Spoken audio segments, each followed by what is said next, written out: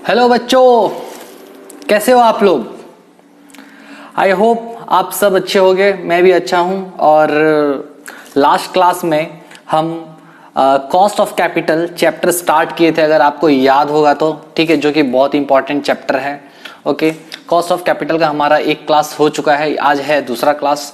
तो आज आगे जाने से पहले हम क्या करते हैं, एक ब्रीफ रिवीजन कर लेते हैं कि लास्ट क्लास में हमने क्या पढ़ा था। तो लास्ट क्लास में हमने कॉस्ट ऑफ कैपिटल स्टार्ट किया था। कॉस्ट ऑफ कैपिटल में सबसे पहले मैंने ये बताया था भैया कि कैपिटल किसको कहा जाता है। कैपिटल का मतलब होता है दो तरीका, एक था अकाउंट्स का डेफिनेशन और एक था फाइनेंशियल मैनेजमेंट का डेफिनेशन। अकाउंट्स वाले बोलते हैं भैया, अकाउंट्स वाले क्या बोलते हैं कि कैपिटल मतलब वो पैसा जो बिजनेसमैन अपने बिजनेस में लगाता है, ठीक है। और फाइनेंशियल मैनेजमेंट में बोला गया भैया कैपिटल का मतलब सिर्फ और सिर्फ लॉन्ग टर्म फंड्स होता है। और लॉन्ग टर्म फंड्स में दो चीजें आती हैं, एक आता है तुम्हारा ऑनर्स फंड और एक होता है तुम्हारा डेट, ठीक है। ऑनर्स फंड को शेयर होल्डर्स फंड भी बोला जाता है और डेट को तुम्हारा बोरोड फंड्स भी बोला जाता है। अच्छा, ऑनर्स फंड में क्या क्या आता है, तुम्हारा equity share capital, reserve and surplus और प्रेफरेंस शेयर कैपिटल, ये सब आता है। अच्छा, उसके बाद डेट में तुम्हारा क्या आता है, डिवेंचर्स आता है, लोन्स आता है, और क्या आता है सर, और क्या आता है, बॉन्ड्स आता है, ठीक है, ये सब आता है। ओके, उसके बाद हमने ये सब चीज था कैपिटल के बारे में। फिर हमने जाना भैया कॉस्ट ऑफ कैपिटल क्या होता है। कॉस्ट ऑफ कैपिटल का मतलब हमने बस ये जाना कि कॉस्ट ऑफ कैपिटल का मतलब होता है कि कंपनी क्या करती है, जिन लोगों से पैसा उठाई है उनको बदले में कुछ उनका एक्सपेक्टेशन पूरा करती है रेगुलर, हर एवरी ईयर, और वही एक्सपेक्टेशन को कंपनी के लैंग्वेज, कंपनी के पॉइंट ऑफ व्यू से उसको कॉस्ट ऑफ कैपिटल बोला जाता है। और वही कॉस्ट ऑफ कैपिटल इन्वेस्टर्स के पॉइंट ऑफ व्यू से उनका रिटर्न ऑन इन्वेस्टमेंट होता है, ठीक है। हाँ सर, ओके। तो ये जो कॉस्ट ऑफ कैपिटल हो सकता है तुम्हारा इंटरेस्ट हो या फिर डिविडेंड हो, ठीक है। फिर हमने ये देखा था कि कंपनी सबसे पहले क्या करती है, पैसा उठाती है अलग अलग इन्वेस्टर से, इक्विटी शेयर्स, प्रेफरेंस शेयर्स और डिवेंचर वालों से। फिर वो पैसा को, जो लॉन्ग टर्म फंड्स होता है, उसको कहाँ इन्वेस्ट करती है, नए प्रोजेक्ट्स में या फिर नए बिजनेस में। वहां से जो इंटरेस्ट आता है वो क्या होना चाहिए, वो क्या होना चाहिए भैया, वो हाईएस्ट होना चाहिए, ठीक है। वो इंटरेस्ट हाईएस्ट होना चाहिए किससे, तुम्हारा कॉस्ट ऑफ कैपिटल से। मतलब जो रिटर्न, एक्सपेक्टेड रिटर्न होगा वो हमेशा क्या होना चाहिए, कॉस्ट ऑफ कैपिटल से ज्यादा होना चाहिए।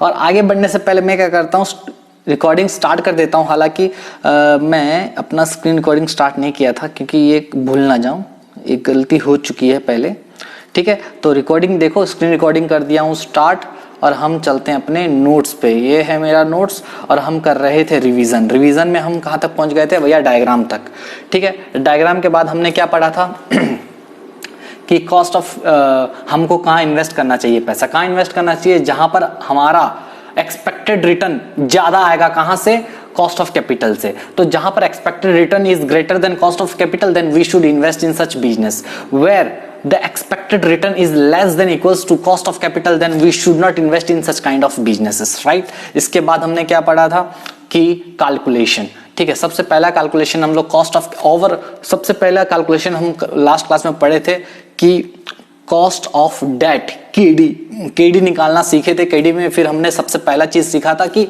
इररेडीमेबल डेट में केडी कैसे निकालते हैं, कॉस्ट ऑफ डेट कैसे निकालते हैं, किसका, इररेडीमेबल डेट का। याद आ रहा है जी सर। तो आज हम वही पढ़ते हैं। तो इरेडीमेबल डेट का फॉर्मूला जल्दी बता दो मेरे को भैया, क्या था? Interest into 1 minus T divided bye क्या बच्चे? डिवाइडेड बाय, बोलो, डिवाइडेड बाय सेल वैल्यू, जिसको सेल वैल्यू कैसे आता है भैया? अच्छा, इंटरेस्ट समझ में आ गया, 1 माइनस टी भी बता दिया था क्यों होता है, और सेल वैल्यू कैसे निकलता है? Issue price minus issue expenses. याद आया जी सर? याद आ गया, ओके। तो देखो भैया, रिकॉर्डिंग हो गई है स्टार्ट ना? हाँ, 1 मिनट 36 सेकंड भाई। चलो तो हम चलते हैं, अब आगे बढ़ते हैं, ठीक है? तो आज का क्लास बच्चों यहीं से स्टार्ट करते हैं, और आज का क्लास हम आगे बढ़ेंगे, बहुत कुछ सीखेंगे। चलो ठीक है, तो आज का क्लास हाँ, और थोड़ा रिवाइज कर लेते हैं कि और मैं कुछ लिखा था। तो इरेडीमेबल डेट का फॉर्मूला बता दिया, क्या? I into 1 minus T divided by sale value. याद आ रहा है सर? नहीं आ रहा है, देख लो भैया, ये है। कहां है बच्चे? अरे आना, ये हैंग हो जाता है बार बार बच्चों, ठीक है? कहां गया? याद आया? ये फॉर्मूला था, किसका था? इरेडीमेबल डेट का। तो cost of debt of irredeemable, ठीक है, इरेडीमेबल डिवेंचर्स, ठीक है? इरेडीमेबल डेट का केडी कैसे निकालते हैं? KD of irredeemable debt, KD of irredeemable debt कैसे निकालते हैं? Interest into 1 minus T divided by sale value. Sale value कैसे निकलता है? Issue price minus issue expenses, ठीक है? इसके अलावा हम लोग कुछ नोट्स लिखे थे, याद आ रहा है? नोट्स, ये था इंपॉर्टेंट नोट्स। पहला नोट्स क्या था? अगर क्वेश्चन में कुछ नहीं बताएगा कि भैया तुम्हारा जो डेट है वो रेडीमेबल डेट है या फिर इरेडीमेबल डेट है, हमेशा क्या मानोगे? हमेशा हम ये मानेंगे वो कौन सा डेट है? इरेडीमेबल डेट है। क्या मानेंगे? इरेडीमेबल डेट है, ठीक है? दूसरा कैलकुलेशन क्या था भैया? अगर कुछ नहीं बताएगा कि डेट किस में इशू किया जा रहा है, तो हमेशा क्या मानेंगे? पार में इशू हो रहा है। पक्का सर? पक्का, ठीक है, पार में इशू हो रहा है ऐसा मानेंगे, ठीक है? उसके अलावा हमने क्या और देखा था कि क्वेश्चन में कभी कभी बोलता है भैया आपका जो इशू एक्सपेंसेस है कुछ परसेंटेज है, आपका जो इशू एक्सपेंसेस है वो कुछ परसेंटेज में दिया रहता है। अगर इशू एक्सपेंसेस परसेंटेज में दिया है और कुछ नहीं बताया है वो परसेंटेज फेस वैल्यू का है या फिर इशू प्राइस का है, हम हमेशा क्या मानेंगे बच्चों? हम हमेशा ये मानेंगे वो किसका है? वो है फेस वैल्यू का, ओके। उसके बाद हमने क्या देखा था कि उसमें मैं बस नोट्स लिखा दिया कि इंटरेस्ट में 1 माइनस टी क्यों करते हैं? क्योंकि इंटरेस्ट हमारा एक अलाउएबल एक्सपेंडिचर है जो कि हम प्रॉफिट एंड लॉस अकाउंट में जिसको दिखाते हैं, और उसके वजह से प्रॉफिट एंड लॉस अकाउंट में दिखाने की वजह से इंटरेस्ट के कारण हमारा टैक्स का बचत हो जाता है, और वो टैक्स का बचत होने की वजह से हमारा इंटरेस्ट का पेमेंट कम हो जाता है, ठीक है? इसीलिए हम उसको क्या करते हैं? इंटरेस्ट इंटू 1 माइनस टी करते हैं, ओके, ठीक है बच्चों? ये सीखे थे।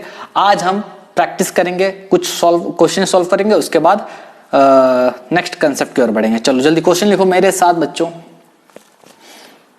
क्वेश्चन लिख लो मेरे साथ। Question number 1। और ये बब्बा बीच में कहे आ रहे हो, ठीक है? क्वेश्चन नंबर 1 लिखोगे मेरे साथ साथ, सब कोई लिखो जल्दी। X Limited issues 10,000 14% debentures of ₹100 each at par, ठीक है? The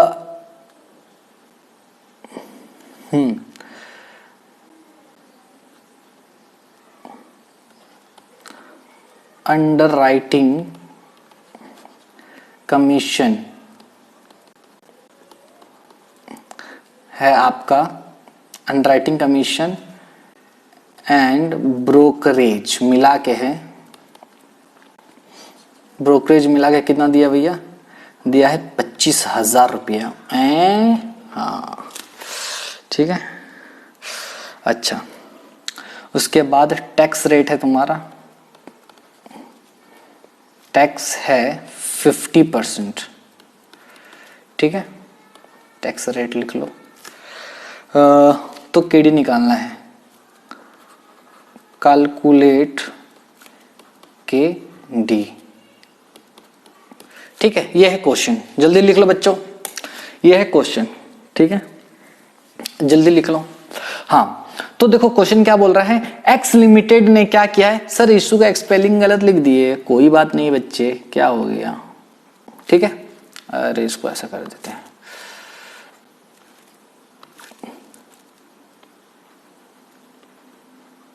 ठीक है, तो company X limited issues 10,000 14% debentures of 100 each at par. समझो मैं क्या बोल रहा हूं।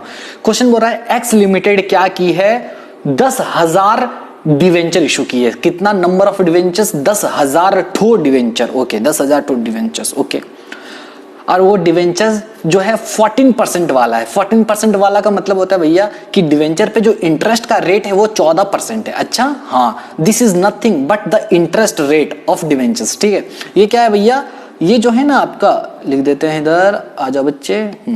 ये जो है ना, this is your rate of interest. ठीक है, रेट ऑफ इंटरेस्ट, समझ में, this is rate of interest. Okay, 14% है। अच्छा, उसके बाद बोल रहा है कंपनी ने 10,000 डिवेंचर इशू किया और डिवेंचर 14% वाला डिवेंचर्स था और एक डिवेंचर का रेट कितना है, 100 रुपया। 100 रुपया, 100 रुपया मतलब, और 100 रुपया एक डिवेंचर को खरीदने जाएंगे बाजार में, कितना रुपया मिल जाएगा, 100 रुपया में मिल जाएगा, वो भी एट पार में। मतलब 100 का डिवेंचर 100 में ही मिल रहा है, ना ज्यादा में मिल रहा है ना कम में मिल रहा है, 100 का 100 में मिल रहा है, दैट इज कॉल्ड पार। 100 का डिवेंचर 100 में मिल रहा है। ठीक है, अच्छा, अंडरराइटिंग कमीशन एंड ब्रोकरेज दिया है 25,000 रुपया। मतलब कि अब जब कंपनी इशू करने गई डिवेंचर्स वगैरह, उस इशू के वजह से क्या हुआ, कंपनी का 25,000 रुपया खर्चा हो गया। ठीक है, this is nothing but the expenses regarding your issue the expenditures regarding your issue. ठीक है, और you can say your issue expenses. ठीक है, तो अंडरराइटिंग कमीशन या फिर ब्रोकरेज क्या है भैया, 25,000 रुपया। ये 25,000 किस चीज का है, इशू एक्सपेंसेस है। ओके, तो अंडरराइटिंग कमीशन लिख दिया, ब्रोकरेज लिख दिया, तो डरना नहीं, ये क्या है, issue expenses. This is nothing but issue expenses. ये क्या भैया, इशू एक्सपेंसेस। और यहां पर 100 रुपया क्या है भैया, इशू प्राइस है। ठीक है, this is issue proceeds, issue price बोल सकते हैं इसको, आईपी, इशू प्राइस। ठीक है सर, टैक्स रेट है 50%, तो कैलकुलेट केडी। कैलकुलेट करके बताओ, केडी कैलकुलेट करके बताओ। ठीक है सर, देखो इसको मैं दो तरीके से सॉल्व करूंगा, हालांकि तुमको मतलब कंफ्यूजन किसी को ना हो इसीलिए। ठीक है सर, बताइए कैसे करेंगे। सबसे पहला तरीका है सर, क्या है पहला तरीका, पहला तरीका है आप क्या करो, फॉर्मूला लिख दो। फॉर्मूला क्या है, कॉस्ट ऑफ। अच्छा, और एक चीज मैं बताना यहां भूल गया बच्चे, यहां पर कुछ बोला है कि डिवेंचर रेडीमेबल डिवेंचर है या फिर इनरेडीमेबल डिवेंचर है, कहीं पर लिखा है क्या, नहीं लिखा है। अगर नहीं लिखा है तो क्या मानोगे, क्या मानोगे, क्या मानोगे, हमेशा अगर नहीं लिखा है तो मानेंगे इनरेडीमेबल डिवेंचर्स। ओके, तो लिख दो, as nothing is given regarding debentures,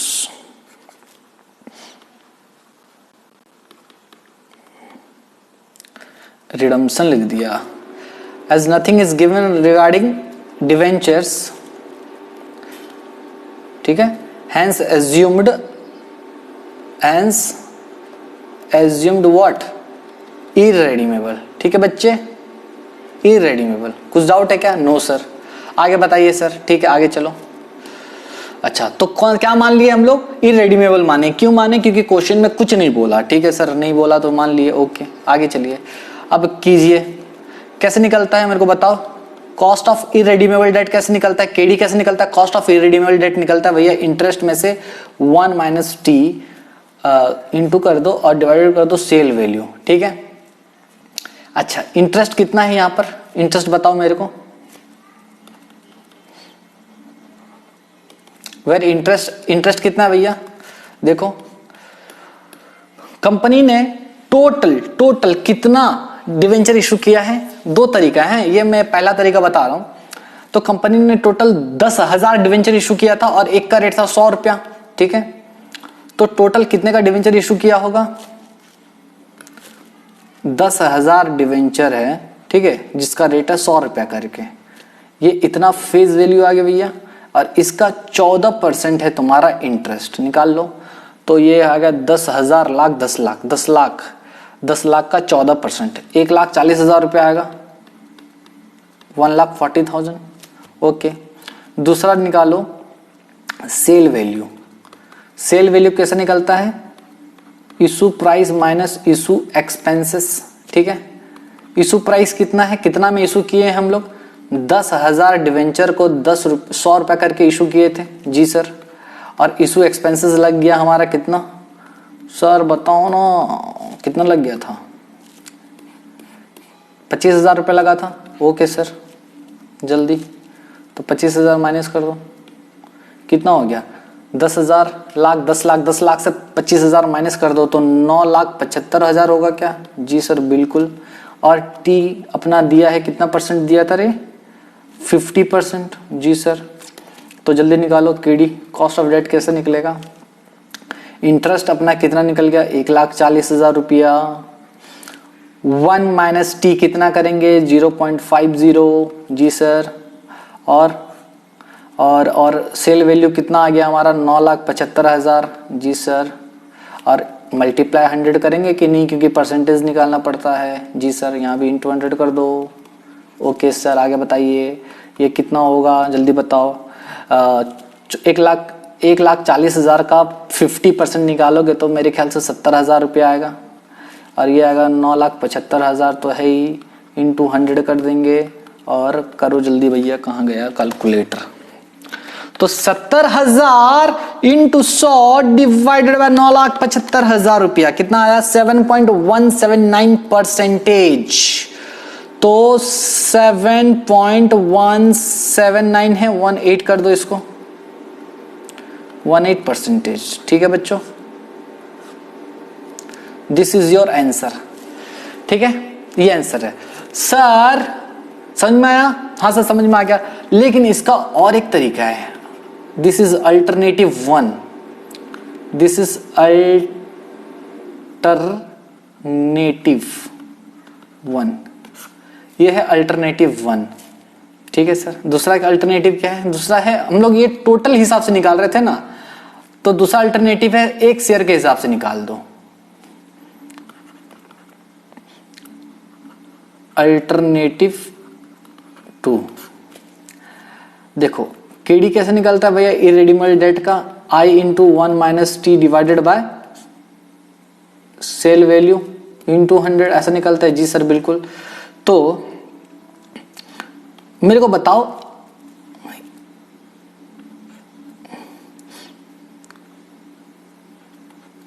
एक डिवेंचर का लेके हैं, हाँ, वहां पर क्या कर रहे थे हम? टोटल का बात कर रहे थे, टोटल का, और आंसर निकाले थे, टोटल इंटरेस्ट निकाले थे, टोटल सेल वैल्यू निकाले थे, टोटल एक्सपेंस निकाले थे, याद है? जी सर। तो दिस इज योर टोटल, ये किए थे हम लोग टोटल लेके। अरे आना, तो डिपेंड करता है आप किस हिसाब से कर सकते हो, जो करोगे टोटल हिसाब से करोगे या फिर सिंगल हिसाब से। टोटल लेके किए थे। अच्छा, मतलब इंटरेस्ट हम टोटल इंटरेस्ट निकाले थे, सेल वैल्यू टोटल निकाले थे, समझ में? अच्छा, ठीक है। एक्सपेंसेस भी टोटल था, याद है? यहां पर हम क्या कर रहे हैं? एक डिवेंचर का लेके कर रहे हैं। ओके सर, बता दीजिए कैसे करेंगे, मेरे को बताओ बच्चे। इंटरेस्ट, एक डिवेंचर का इंटरेस्ट कितना होगा? एक डिवेंचर का प्राइस कितना था? 100 रुपया। 100 रुपया में 14% है डिवेंचर का रेट, तो इंटरेस्ट कितना आ जाएगा? 100 का 14%, 14 रुपया आएगा क्या? हाँ सर। तो यहाँ 100 इंटू 14% लिख दूं, जी सर बिल्कुल। अच्छा, 1 माइनस टी तो उतना ही होगा, कितना था? 0.50, जी सर। सेल वैल्यू कितना है भैया?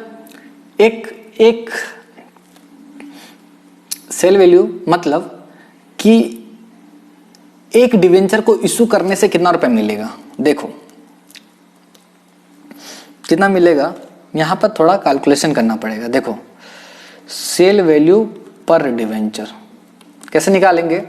आपका टोटल डिवेंचर था 10,000 इंटू 100 करके, ठीक है, तो ये हो गया था 10 लाख रुपए का। ओके, इसमें हम लोग क्या किए? इशू एक्सपेंसेस माइनस कर दिए, इशू एक्सपेंसेस था 25,000, जिसके वजह से 9,75,000 रुपया आ गया था। और ये 9,75,000 था कितना का? 10,000 का issue price, sale value of, तो सेल वैल्यू ऑफ 10,000 डिवेंचर्स। तो सेल वैल्यू ऑफ 1 डिवेंचर कितना होगा? जल्दी बताओ। 9,75,000 डिवाइडेड बाय 10,000 कर दो। जी सर, 97.5 होगा मेरे ख्याल से। कितना होगा? करो करो, कितना हो रहा है बच्चे? 97.5 आ रहा है क्या? ठीक है, अच्छा तो यहां लिख दो 97.5। दो तरीका बता दिया, इंटू 100 कर दो, इसको सॉल्व कर लो। 14 इंटू 50% इंटू 100 डिवाइडेड बाई 97.50। देखो उतनी आ रहा है आंसर, आंसर तुम्हारा उतनी आएगा 7.18%। ठीक है, तो तुम्हारे पास ऑप्शन है कि कैसा कर सकते हो। तो देखो वो डिपेंड करता है क्वेश्चन कैसा है। अगर क्वेश्चन में टोटल जानकारी दिया, टोटल इंफॉर्मेशन दिया हर चीज का, तो टोटल निकाल के कर दो। अगर आप एक शेयर के हिसाब से करोगे, मतलब एक डिवेंचर के हिसाब से करोगे इंडिविजुअल बेसिस पे, तो इंडिविजुअल बेसिस के हिसाब से करना पड़ेगा। मतलब अगर मैं इंटरेस्ट टोटल ले रहा हूं, फॉर एग्जांपल यहां देखो इंटरेस्ट अगर मैं टोटल ले रहा हूं तो मेरे को टोटल इंटरेस्ट लेना पड़ेगा। अगर मैं इंटरेस्ट टोटल लिया तो मेरे को यहाँ सेल वैल्यू भी टोटल लेना पड़ेगा। सेल वैल्यू में क्या क्या आता है? इशू प्राइस आता है और इशू एक्सपेंसेस आता है, तो मेरे को वो दोनों भी टोटल लेना पड़ेगा। समझ में? तो डिपेंड करता है सर, करेंगे कैसा जैसा क्वेश्चन बताएगा, इंफॉर्मेशन जैसा देगा। ठीक है सर, और एक क्वेश्चन कराइए। मतलब ठीक है, चलो क्वेश्चन 2 लिखो, देखते हैं ये हुआ कि नहीं भैया, और भी बाकी है। चलो क्वेश्चन 2 जल्दी लिखोगे? जी सर लिखेंगे, लिखो क्वेश्चन 2।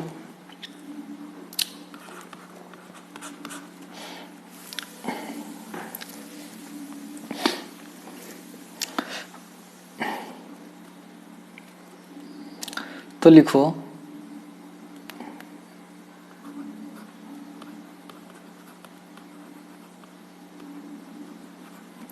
issued 5,000 9% डिवेंचर्स, और ब्रैकेट में लिख दिया है इस बार इररेडीमेबल है। वाह सर, इररेडीमेबल। ठीक है, कितना रुपए का है? 100 रुपया वाला है। ओके ठीक है,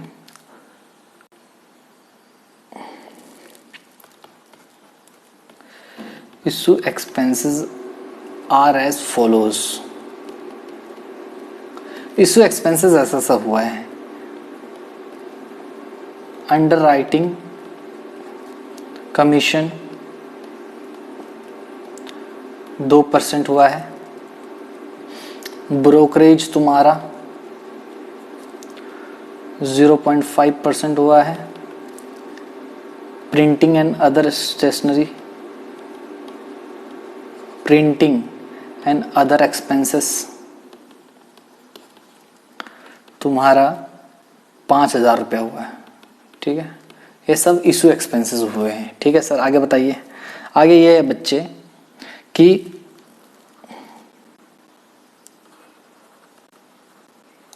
कैलकुलेट केडी। केडी निकालो if debentures are issued at, if debentures are issued at, पहला है 5% डिस्काउंट। अगर 5% डिस्काउंट में इशू होता है तो आपको केडी निकालना है। दूसरा है अगर 10% प्रीमियम में होता है तो निकालना है। ठीक है, ओके। क्वेश्चन जल्दी लिख लो।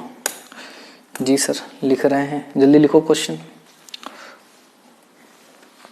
लिखो क्वेश्चन, लिख लो बच्चे, मेरे साथ साथ लिख लिए होगे आप लोग। लिख लिए क्या क्वेश्चन? अगर नहीं लिखे हो तो जल्दी से पॉज करके लिख लो भैया। ठीक है सर, लिख लिए क्या? हाँ सर लिख लिए। चलो इसको सॉल्व करते हैं।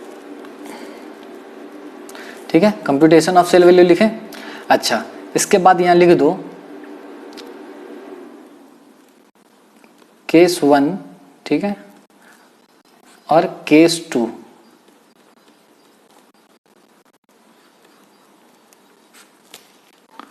Okay sir. अच्छा, मेरे को बताओ सबसे पहले क्या लिखते हैं, issue price. Issue price case 1 में कितना होगा, केस 1 में डिस्काउंट हो रहा है तो 5000 इंटू 95 हो जाएगा क्या, जी सर। यहाँ क्या होगा 5000 इंटू 10% प्रीमियम, मतलब 110 में इशू कर रहा हूँ, जी सर। तो ये कितना हो जाएगा भैया, बताओ जल्दी जल्दी बताओ। 5000 इंटू 95 कर दो, 475, 4,75,000 हो रहा है, जी सर। ओके, यहाँ कितना हो रहा है 110, 11 पंचे 55, ठीक है, 5,50,000 होगा ये, और कितना होगा, ठीक है, जी सर। 5,50,000 हुआ क्या, जी, इधर का है लिख दिया हूँ, ठीक है, 5,50,000। अच्छा, इसमें से हम क्या माइनस करते हैं बच्चे, इशू एक्सपेंसेस। इशू एक्सपेंसेस में भी बहुत सारा खर्चा है। सबसे पहला खर्चा का नाम क्या था, देखो, अंडरराइटिंग एक्सपेंस। अंडरराइटिंग एक्सपेंस, ठीक है। तो अंडरराइटिंग एक्सपेंस कितना है भैया, अंडरराइटिंग एक्सपेंस है 2%। 2% अंडरराइटिंग एक्सपेंस है, तो अंडरराइटिंग एक्सपेंस परसेंट में दिया है, तो किसका है ये, फेस वैल्यू का है या फिर इशू प्राइस का है, बोलो बोलो बोलो। हमेशा किस पे निकलता है, 2% ऑन, हम लोग क्या माने थे याद है, फेस वैल्यू। ओहो जी, तो यहां पर 5000 इंटू 100, ये हमारा टोटल फेस वैल्यू आ गया। इसका 2% निकाल लो भैया, और यहां पर मतलब दोनों का केस में तो सेम ही आएगा, तो मैं इधर ही लिख देता हूं, है ना, क्योंकि दोनों तो सेम ही आएगा। तो ऐसा लिख सकते हैं क्या, 5000 इंटू 100 इंटू 2%, ठीक है, ऐसा लिख सकता हूँ, जी सर बिल्कुल लिख सकते हो। तो 5 लाख निकालो, 5 लाख इंटू 2%, 10,000 रुपये आया, ठीक है। तो अंडरराइटिंग कमीशन 10,000 इधर आ जाएगा, इधर भी 10,000 आ जाएगा, जी सर। ओके, ये था तुम्हारा पहला। दूसरा, इसमें और कुछ है क्या, इसमें और क्या है भैया, ब्रोकरेज है। ब्रोकरेज बोल रहा है 0.5%, तो मैं डायरेक्ट 5 लाख लिख दे रहा हूँ। कैसा आया है पता चल गया होगा, नहीं फिर आप लोग बोलोगे कि कैसा आया, तो मैं उसी हिसाब से करता हूँ, ठीक है। नहीं समझ में आ रहा है ऐसा बोलोगे, तो ये हो गया तुम्हारा 5000 इंटू 100 कर दूंगा, जी सर। उसके बाद क्या करूँगा बच्चों जल्दी बताओ, इंटू 0.5% करूँगा क्या, जी सर 0.5% करेंगे, तो ये कितना आ जाएगा, 5 लाख इंटू 0.5%, 2,500 रुपया। तो ब्रोकरेज हमारा आएगा 2,500 इधर और 2,500 इधर, ठीक है, जी सर।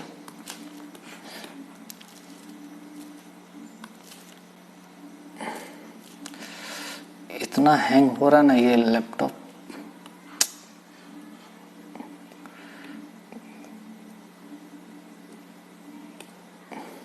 अरे काहे ऐसा हो रहा है भैया, ठीक है। उसके बाद हम क्या निकालेंगे बताओ, ब्रोकरेज आ गया। उसके बाद और भी कुछ था क्या, हाँ देखते हैं, प्रिंटिंग एंड अदर एक्सपेंसेस, ठीक है।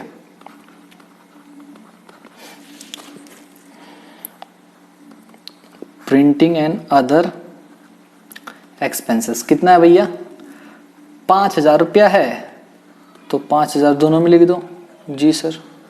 अब कर दो माइनस, तो ये सब भैया माइनस होने वाला है, ये सब माइनस होने वाला है, समझे ना, प्लस मत कर देना, ऐसा हमारे साथ भी कई बार हुआ है, ठीक है। तो जल्दी माइनस करके लिखो, तो 475,000 माइनस 10,000 माइनस 2,500 माइनस 5,000, 457,500 कितना आ रहा है, 457,500, जी सर। ये कितना आ रहा है, 5,50,000 माइनस 10,000 माइनस 2,500 माइनस 5,000, 5,32,500,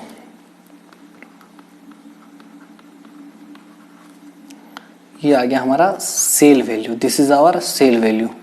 ठीक है, आओ ना, जल्दी आओ इधर। ये हुआ, आप जल्दी जल्दी जल्दी निकाल लो भैया, सेल वैल्यू भी आ गया है। अरे भैया इतना काहे हो रहे हो ऐसा। तो पहला क्वेश्चन केडी निकाल लेते हैं। पहला क्वेश्चन का KD I into 1 minus T divided by sale value, ठीक है, इंटू 100। आई कितना आया था इंटरेस्ट, पहले वाले केस में इंटरेस्ट कितना आया था, दोनों इंटरेस्ट कितना आया था देखो, इंटरेस्ट आया था 45,000। ठीक है, इंटरेस्ट आया 45,000 भैया, 45,000 इंटरेस्ट आया है। 1 माइनस टी आया 0.545 है, 45। ठीक है, डिवाइडेड बाय सेल वैल्यू कितना है इसका, पहला वाला केस का 4,57,500 इंटू 100 कर दो भैया, ये आएगा 45,000 इंटू 0.45 को कर सकता हूँ। 1 माइनस 0.45 कितना होता है बताओ जल्दी, 0.55 होता है क्या जी। ये होगा 24750 डिवाइडेड बाय 4,57,500 इंटू 100, 4,57,500, 5.40 आ रहा है। ठीक है, so this is right answer, 5.40%। This is our KD. ठीक है, ये हमारा क्या भी है, केडी है, और ये राइट है। ठीक है, राइट है।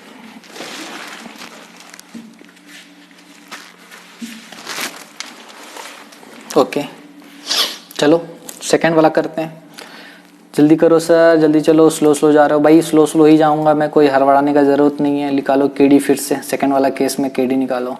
कैसा निकलेगा, I into 1 minus T divided by sale value into 100। Interest कितना है जल्दी बताओ मेरे लाल, वही सेम था क्या, 50,000 का 9%, 45,000 जी सर। और ये 1 माइनस टी कितना होगा रे, 0.45 था जी। और सेल वैल्यू कितना था, सेल वैल्यू देख रहे हो, इतना अगर होगा तो कैसे करेंगे, कंट्रोल एस करके सेव कर दो, नहीं तो फिर पता चला 5,32,500। ठीक है,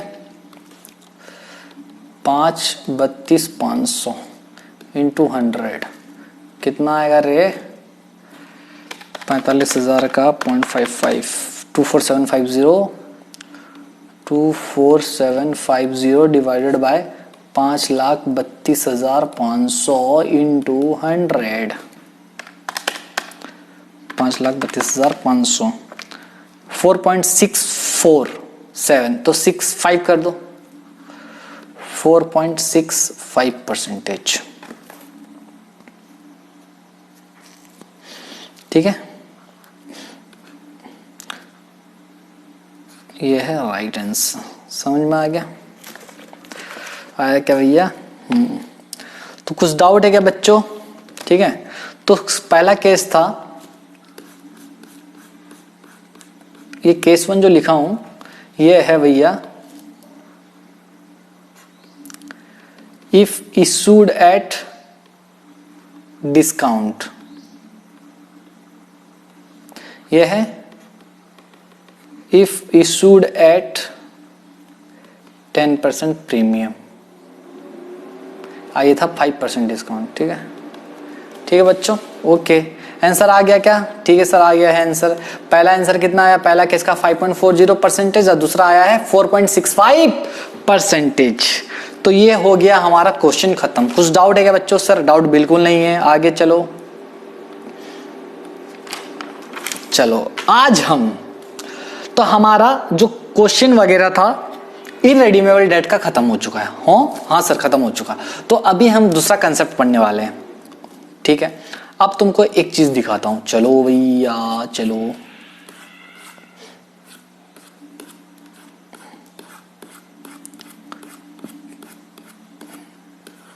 अरे बहुत स्लो हो भैया।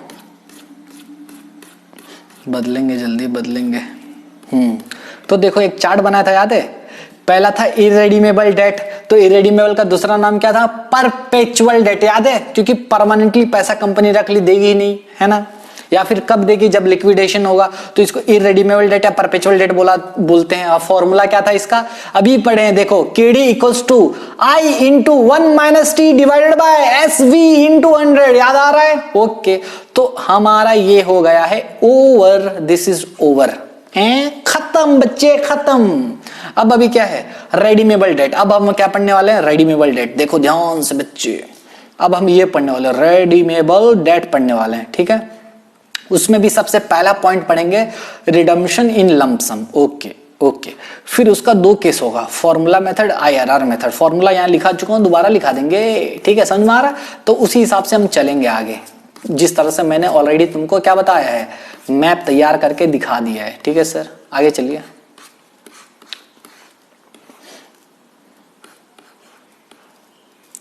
लिखो क्वेश्चन, कंसेप्ट लिखो, लिखो, कहां गया?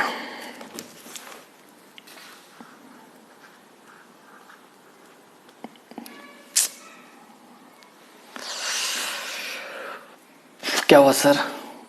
भैया ये क्या हो रहा है? बहुत टाइम ले रहा है। लिखो बी पार्ट, ए पार्ट हमारा हो चुका है। This is redeemable debt, redeemable debt, ठीक है बच्चे? क्या पढ़ रहे हैं? Redeemable debt. अच्छा, तो सर इरेडीमेबल डेट क्या बताए थे? इरेडीमेबल डेट बताया था जो एक कंपनी डिवेंचर इशू करती है और उसका रिडम्पशन लिक्विडेशन के टाइम डायरेक्ट करती है या फिर नहीं करती, उसको इरेडीमेबल डेट बोला जाता था।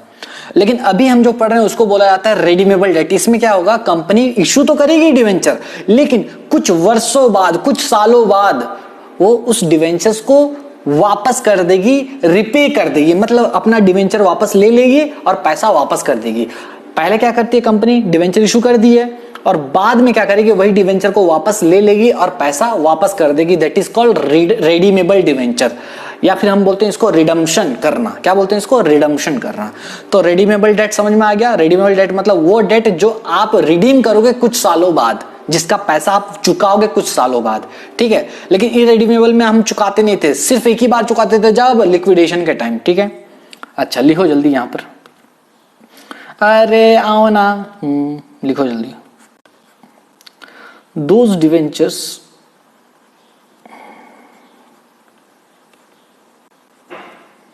विच आर, देख रहे हो,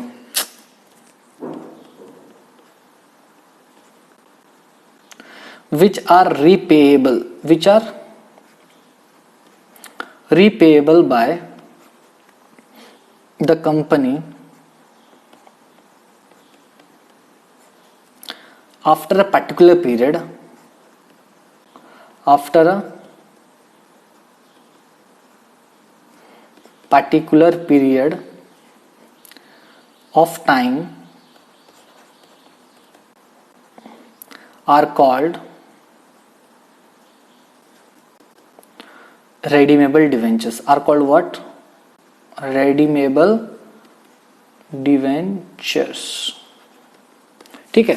तो जो डिवेंचर्स का पैसा चुका दिया जाता है कंपनी के द्वारा after a particular period of time, मतलब कंपनी ने जब इशू किया डिवेंचर उसी समय भैया लिख दिया जाता है, भैया 10 सालों बाद 12 सालों बाद हम आपका पैसा चुका देंगे, ठीक है? और वही डिवेंचर्स को या फिर वही डेट को क्या बोला जाता है?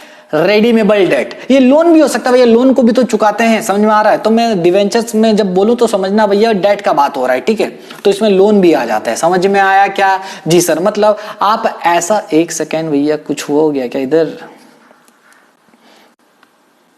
92% हुआ है, चलो ठीक है। तो those debentures which are repayable, so what is redeemable debt? Redeemable debt means those debt which are to be repayable by the company after a particular period of time. समझ में आया? Okay, so those debentures are called redeemable debentures, जिसका payment, जिसका वापसी कौन करेगी? Company करेगी एक निर्दिष्ट टाइम के बाद। समझ में आ गया? जी सर समझ में आ गया। और अब नहीं चाटो, ओके ओके ठीक है, चलो गुस्सा मत करो, चलो आगे चलो, आगे चलो बच्चे। सबसे पहला यहां पर चीज हम पढ़ेंगे वो है, जल्दी लिखो, मेथड वन पढ़ेंगे हैं जी। मेथड वन, इसको कैलकुलेट करने का दो तरीका है। इरेडीमेबल डेट को कैलकुलेट करने का सिर्फ और सिर्फ एक तरीका था जो मैंने आपको बता दिया, और रेडीमेबल डेट को कैलकुलेट करने के दो तरीके हैं। क्या तरीके हैं? दो तरीके हैं। रेडीमेबल डेट को कैलकुलेट करने के दो तरीके हैं, लेकिन यहां पर मैं लिखना भूल गया बच्चों। यहां लिखो लंप सम। क्या लिखो? इन लंप सम।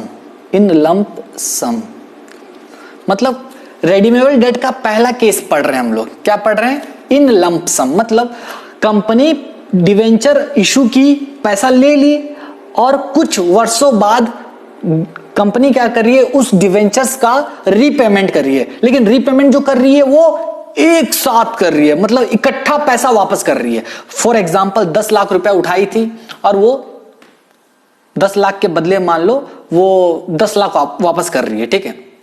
10 लाख उठाई और 11 लाख रुपया वापस कर रही है। तो 11 लाख जो कर रही है इकट्ठा पैसा वापस कर रही है। क्या कर रही है? इकट्ठा पैसा, मतलब एक साथ 11 लाख देगी। तो ये पहला केस पढ़ रहे हैं, रिडम्पशन का पहला केस पढ़ रहे हैं, जब लंप सम में रिडम्पशन होगा। जब कब होगा? लंप सम में रिडम्पशन होगा। तो ये यहां नहीं लिख के, मेरे ख्याल से अगर यहां लिख दिया जाता तो ज्यादा बेटर हो जाता। जी हां, लिखो, ठीक है। तो ये था पहला केस, केस वन। क्या था भैया? Case one. अरे आओ ना यार, ठीक है। रेडीमेबल डेट का पहला केस पढ़ रहे हैं। कौन सा केस? जब रिडम्पशन कब होगा? लंप सम में होगा। When the redemptions are made on lump sum, in lump sum. Okay, when the redemptions are made in lump sum, समझ में आ गया, ठीक है।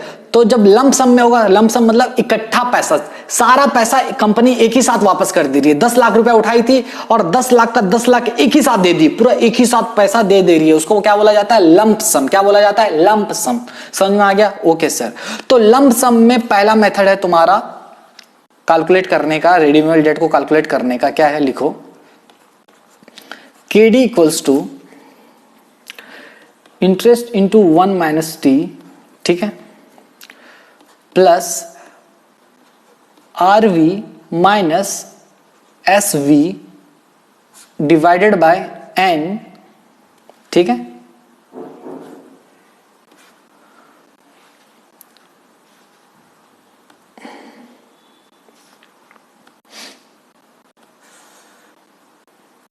Divided by R V plus S V divided by 2। ये है formula. Into 100 तो करेंगे जी। तो इस तरीके से कैलकुलेट होता है, ठीक है। तो जल्दी लिखो पहले, मेथड वन कैसे निकालेंगे, मतलब केडी निकालने का तरीका। कॉस्ट ऑफ रेडीमेबल डेट निकालने का तरीका क्या है? मेथड वन है तुम्हारा formula method. This is called formula method. क्या है? फॉर्मूला मेथड, ठीक है। तो मेथड वन मतलब रेडीमेबल डेट को कैलकुलेट करने का पहला तरीका है भैया फॉर्मूला मेथड। देखो समझो मैं क्या बोल रहा हूं। हमने इरेडीमेबल डेट पढ़ चुका है, हमने इरेडीमेबल डेट अच्छे से पढ़ लिया और लिख भी लिया, ठीक है। अभी हम पढ़ रहे हैं रेडीमेबल डेट। रेडीमेबल का दो हिस्सा है, एक है लंप सम और एक है इंस्टॉलमेंट। एक है लंप सम, एक है इंस्टॉलमेंट। लंप सम, इंस्टॉलमेंट, लंप सम, इंस्टॉलमेंट। लंप सम मतलब पैसा इकट्ठा वापस कर रहे हैं। लंप सम मतलब पैसा इकट्ठा वापस कर रहे हैं। लंप सम मतलब पैसा इकट्ठा वापस कर रहे हैं। और इंस्टॉलमेंट मतलब पैसा धीरे धीरे, हौले हौले, हौले हौले सी हवा लगती है, तो हौले हौले इंस्टॉलमेंट देंगे। समझ में आ रहा है? ठीक है। तो इकट्ठा पैसा मतलब लंप सम वापस करेंगे, लंप सम मतलब इकट्ठा पैसा वापस करेंगे, और इंस्टॉलमेंट मतलब हौले हौले इंस्टॉलमेंट वापस करेंगे। समझ में आ रहा है? ओके। तो सबसे पहला हम जो पढ़ रहे हैं रेडीमेबल डेट का पहला पार्ट पढ़ रहे हैं, क्या? लंप सम पैसा जब हम लोग देंगे, तो लंप सम जब देंगे उसमें उसको कैलकुलेट करने का दो तरीका। एक है फॉर्मूला मेथड, जो कि मैं अभी लिख दिया हूं। क्या है? फॉर्मूला मेथड मतलब फॉर्मूला लगाओ और आंसर निकाल दो। ओके सर, ठीक है। लिख लिए क्या? हाँ सर, लिख लिए। तो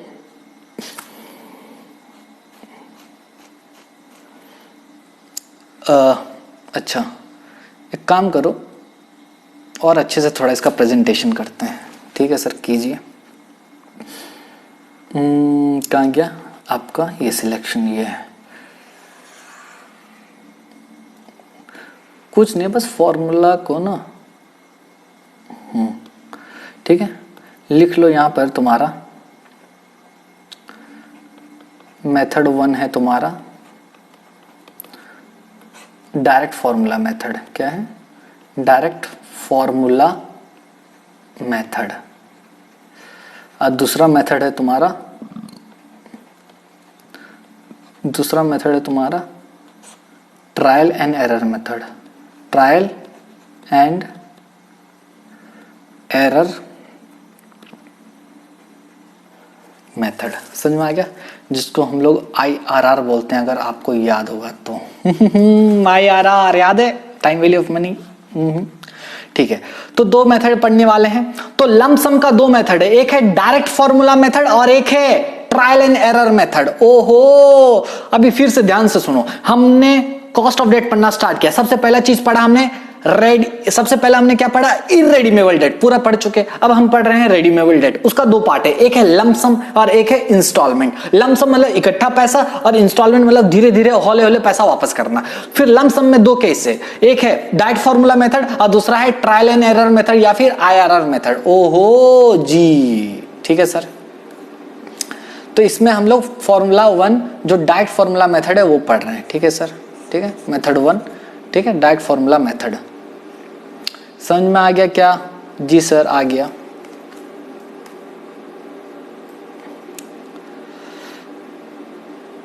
अरे भैया कहाँ कहाँ आ गया?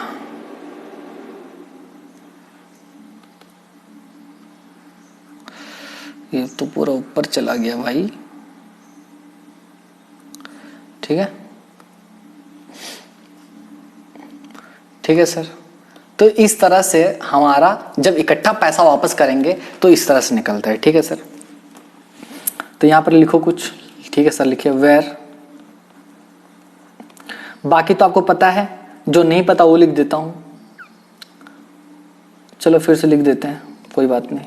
I इक्वल्स टू इंटरेस्ट होता है तुम्हारा, T यानी टैक्स रेट, RV मतलब रिडम्पशन वैल्यू। RV मतलब क्या बच्चों?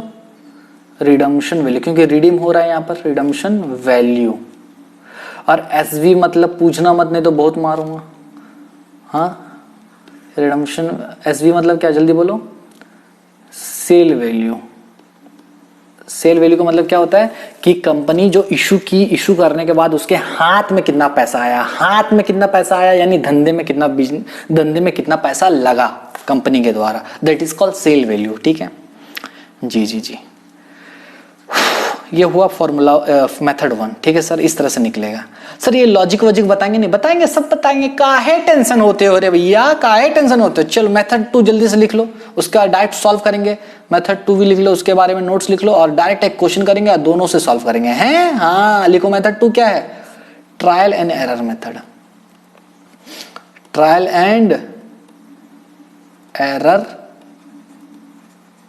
मेथड। ठीक है, तो भैया लिखो, सबसे पहले इसमें लिखो कुछ बातें लिखो। This method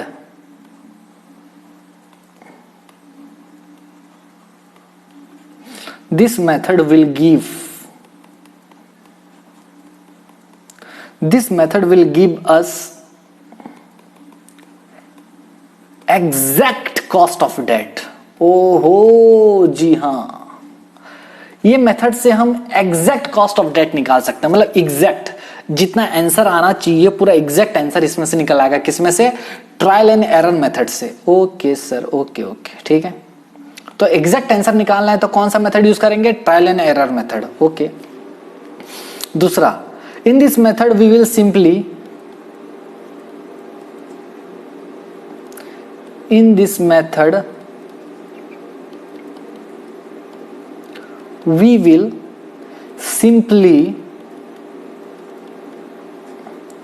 calculate IRR which we discussed which we discussed in time value of money, in time value of money. ठीक है, तो इस चैप्टर मतलब इसमें हम क्या करेंगे भैया, आईआरआर कैलकुलेट करेंगे जैसे हमने time value of money chapter में सीखा था, सेम तरीके से। ओके सर, तीसरा बताइए। This IRR will be called cost of debt. ठीक है, और यही आईआरआर को क्या बोलेंगे, and this IRR will be called, this IRR will be called cost of debt. जी सर, ठीक है, इसको क्या बोलेंगे भैया, कॉस्ट ऑफ डेट बोलेंगे इसी आईआरआर को। ठीक है, चलो कुछ बातें आप लोग को बता दूं, बता दो सर, बता दो सर, बता दो सर। डायरेक्ट फॉर्मूला मेथड से, इसको पहले लिख लेते हैं, जो तुम्हारा ट्रायल एंड एरर मेथड है, जब आप रेडीमेबल डेट का कैलकुलेशन करोगे ट्रायल एंड एरर मेथड से, तो जो आपका जो आंसर आएगा वो आएगा एग्जैक्ट आंसर। क्या आएगा, एग्जैक्ट आंसर। ठीक है, और जब आप डायरेक्ट फॉर्मूला लगाओगे तो यहां जो आंसर आएगा वो आएगा अप्रोक्सीमेट आंसर। क्या आएगा, अप्रोक्सीमेट आंसर। ठीक है, तो डायरेक्ट फॉर्मूला का यूज करने के बाद जो आपका आंसर आएगा कॉस्ट ऑफ डेट का, वो अप्रोक्सीमेट होगा। क्या होगा, आंसर के बहुत करीब होगा। और ट्रायल एंड एरर मेथड जो लगाओगे वो एग्जैक्ट आंसर आएगा, वो एग्जैक्ट आंसर आएगा। ठीक है सर, ठीक है, ठीक है, समझ में आया क्या? जी सर, इसमें कुछ समझने का है नहीं, अब कैलकुलेट करते हैं। चलो ठीक है, क्वेश्चन लिखो मेरे साथ, क्वेश्चन एक लिखो जल्दी से, और इसको दोनों मेथड से करेंगे, और मैं इसको लॉजिक भी आपको समझाऊंगा कि ऐसा क्यों क्यों क्यों क्यों क्या क्या क्या क्यों क्यों हो रहा है। ठीक है सर, बताइएगा। क्वेश्चन लिखो,